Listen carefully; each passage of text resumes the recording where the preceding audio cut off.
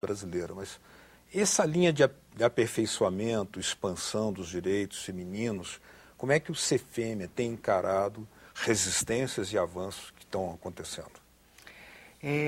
Olha, a gente considera que nos últimos 20 anos, quer dizer, a democracia, ao processo democrático correspondeu uma conquista cada vez maior de direitos pelas mulheres. Transformar esses direitos que estão na lei em direitos na vida real das mulheres é uma luta cotidiana, né? Quer dizer, as coisas não estão dadas.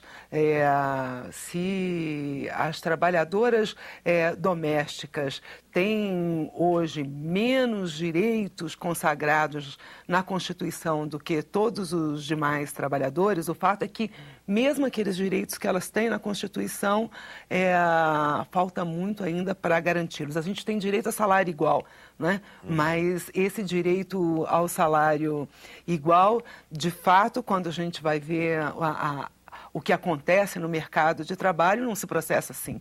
As mulheres, em média, recebem um salário que corresponde a 65% do salário dos homens. Quando a gente fala do salário de uma mulher, da média das mulheres. Quando a gente fala de uma mulher negra que sofre tanto a discriminação racista quanto a discriminação sexista, esse valor pode chegar a 1/4 do salário do homem branco. Então, a gente precisa avançar muito na sociedade, garantir políticas públicas efetivas, recursos para essas políticas públicas, para que a situação das mulheres possa, de fato, mudar, porque a situação da dupla jornada de trabalho das mulheres, por exemplo, é uma coisa cruel e que impede as mulheres, por exemplo, de ter uma participação política efetiva. Se as mulheres têm uma jornada fora de casa, uma jornada dentro de casa, como é que fica essa jornada, essa possibilidade da participação política? Se as mulheres estão sofrendo isso tudo e ainda estão sofrendo violência dentro de casa, né? Nós temos uma política de enfrentamento da violência contra a mulher, conquistamos a Lei Maria da Penha, uma conquista importantíssima do movimento de mulheres, mas faz 20 anos que o número de assassinatos de mulheres não diminui. Cresce, não diminui. Continua crescendo? Há 20 anos continua crescendo os assassinatos de mulheres no Brasil. 70% desses assassinatos acontecem dentro da casa das próprias mulheres. São seus maridos, são seus companheiros, são seus namorados. E é uma lei que tem repercussão internacional muito positiva. Uma lei que tem repercussão internacional, que se colocou bastante recurso federal nisso. Os estados, os municípios, enfim, a política pública tem que estar muito mais bem estruturada, muito mais consistente, muito mais afiada, digamos assim, para poder enfrentar esse problema tremendo, né? Quer dizer, uma outra questão que para nós é fundamental é o direito da mulher a decidir sobre o seu próprio corpo, né? Nesses 80 anos do voto feminino, aí, uma das conquistas importantes que as mulheres brigaram a ferro e fogo para conseguir foi o direito de decidir sobre o seu próprio corpo, o direito de decidir quando ter filhos, quando não ter, o direito à sua sexualidade. E esse direito ainda está muito ameaçado. Não é verdade? A gente todo o momento está vendo aí uma mortalidade materna que não cai. Uma parte disso tem a ver com a ilegalidade do aborto, com a criminalização do aborto no Brasil, que é responsável por um número de mortes e sequelas nos corpos das mulheres muito grave. Então, eu diria que a gente conquistou muitos direitos, efetivamos alguns, mas a nossa luta para mudar a sociedade ainda é muito grande. Mudar a sociedade e garantir os direitos das mulheres na nossa vida. Senadora, nós somos uma sociedade de contrastes e contradições muito fortes, né? Nós já vimos aí pela sua reflexão anterior que parece que nas estruturas partidárias é que há mais preconceito contra as mulheres do que no povão, que é, muitas vezes, desprezado. Por exemplo, para a senhora comentar, a maior empresa brasileira hoje é presidida por uma mulher, a Petrobras, empresa estatal. Verdade. A Graça Foster. A juíza Eliane Calmon virou uma... Baiana. Virou uma uma mulher, né, um nome nacional em razão de sua coragem em tocar temas muito sensíveis, não é isso? No entanto, a nossa representação feminina no judiciário, no nosso judiciário, ainda é muito aquém daquilo que a senhora dizia no começo. Nunca houve uma presidenta do Senado nem da Câmara.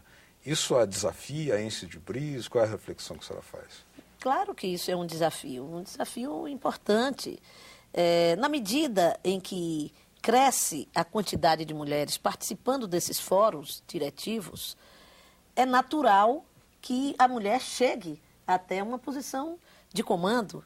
Mas como nós somos minoria absoluta, fica muito difícil chegar a uma posição de comando, entendeu? Nos tribunais regionais já há uma mudança, porque já há uma participação muito grande de mulheres como desembargadoras, aí se viabiliza uma mulher presidente do tribunal. Mas já no tribunal, no Supremo Tribunal, aí a coisa já, quando vai, né, crescendo, né, vai subindo a pirâmide, a mulher vai diminuindo a sua participação. Então, os salários vão aumentando, a participação da mulher é menor. Né? Os salários mais altos, menos mulheres chegam lá. Salários mais baixos, muitas mulheres chegam lá. É a estrutura econômica também que vai ofertando esse recorte de discriminação. Né? Como já foi dito aqui por Guacira, o valor do salário da mão de obra de uma mulher para fazer as mesmas funções que um homem é 35%, 40% menor do que a de um homem, cumprindo aquela mesma tarefa. O Senado, a Câmara dos Deputados e o Senado acabou de votar um projeto de lei justamente que pune a empresa que pagar salários diferenciados, mantendo essa diferenciação. Daí até que seja sancionado, regulamentado, posto em prática, tudo isso demora. Sem falar da fiscalização. Né? Da fiscalização, porque nós precisamos mudar a estrutura do pensamento da sociedade.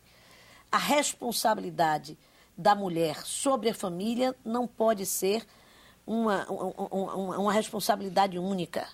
Os homens têm que dividir com a mulher esta responsabilidade. E na medida em que dividam com a mulher a responsabilidade sobre o cuidado com os filhos, sobre o acompanhamento na escola, o acompanhamento da saúde, sobre a vida em comum, vai diminuindo também essa relação diferente no trabalho.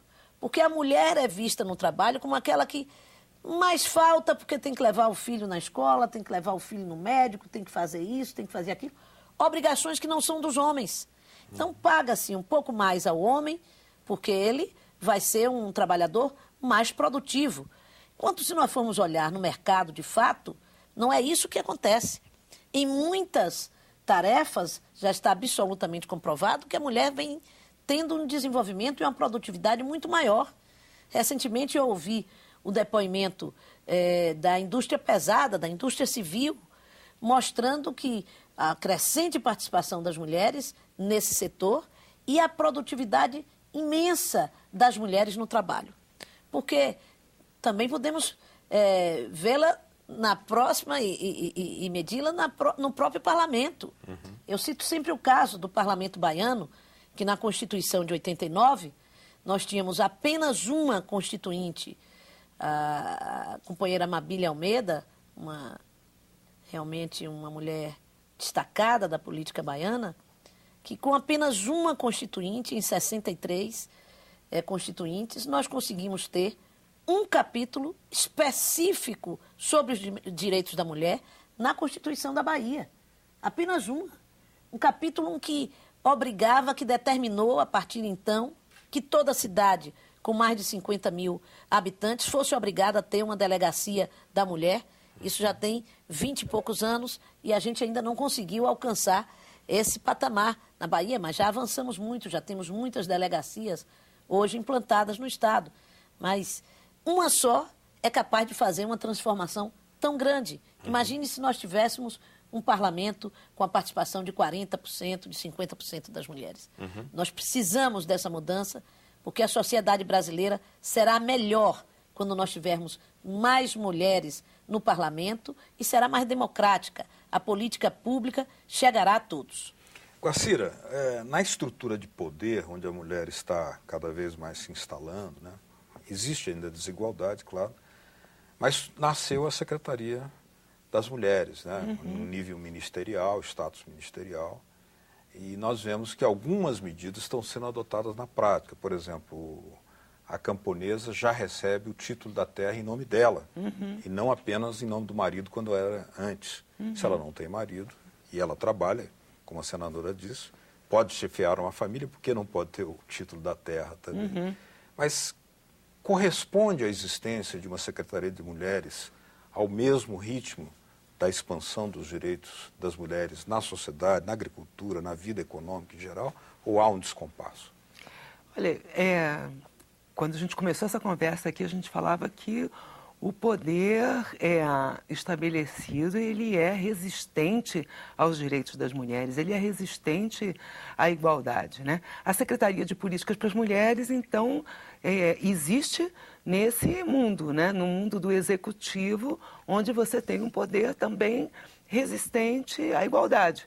E o poder que a Secretaria tem, o fato dela estar dentro da esplanada dos ministérios, no primeiro escalão do governo, é um elemento importante para mudar essa situação. As políticas públicas ainda precisam ser concebidas, estruturadas, organizadas para enfrentar a violência que as mulheres vivem. As políticas públicas, grande parte delas não estão pensadas nessa perspectiva. E aí a desigualdade que as mulheres vivem vai se reproduzindo em vários lugares. Houve já 3 conferências nacionais de políticas para as mulheres, tivemos 2 planos nacionais de políticas para as mulheres que implica a responsabilidade de vários ministérios dentro da esplanada a esse respeito, mas como a gente falou antes, as políticas e os recursos para essa igualdade ainda deixam muito a desejar em termos de mudança real nas possibilidades das mulheres exercermos, né, todas nós, plenamente os nossos direitos. Aí tem que ter uma cooperação e eu acho que isso também é um elemento interessante, essa parceria que se faz entre as parlamentares no Congresso, a Secretaria de Políticas para as Mulheres, o movimento de mulheres, o movimento feminista, nessa luta, nessa batalha por políticas públicas. E embora as mulheres sejam poucas aqui no Parlamento, é aqui que se aprova muitas leis, é aqui que se mobiliza novos recursos para o orçamento público, porque essa a demanda da sociedade. Quando a senadora dizia uma deputada constituinte na Bahia conseguiu mudar essas coisas,